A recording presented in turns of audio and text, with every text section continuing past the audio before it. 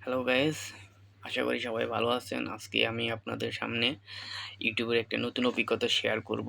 আশা করি সবাই কথাগুলো মন দিয়ে শুনবেন এবং সেটা মেনে চলার চেষ্টা করবেন। যদি আপনার ইউটিউব চ্যানেলটি মনিটাইজ করতে চান। আমরা সকলে যে রিমিক্স ব্যবহার করি, অন্যের ভিডিও নিজের বলে চালিয়ে দেই ইউটিউবে। এইসব ভিডিওতে কিন্তু অনেক সময় কপিরাইট বা স্ট্রাইক চলে আসে। সেটা কিভাবে আমি আপনাদেরকে সেটাই শেয়ার করব।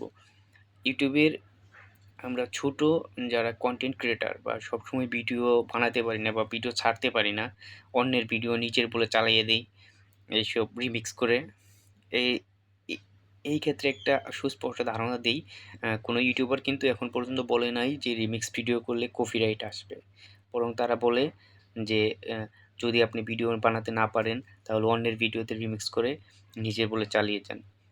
আচ্ছা, আমি আপনাদেরকে তার বিপরীতে একটা ধারণা দিতেছি। কারণ আমি গত ১৪ দিন আগে মনে হয় একটা স্ট্রাইক খাইছি রিমিক্স ভিডিও বানানোর কারণে।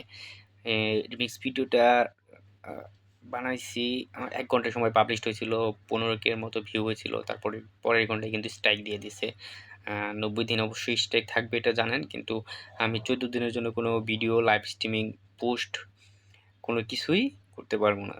আচ্ছা, তারপরে আজকে ১৫ দিন শেষ হলো, তার জন্য আমি একটা ভিডিও আপনাদের সাথে শেয়ার করতেছি। সেটা হচ্ছে আমি কি জন্য এই রিমিক্স ভিডিও করার পরে কপিরাইট আসলো।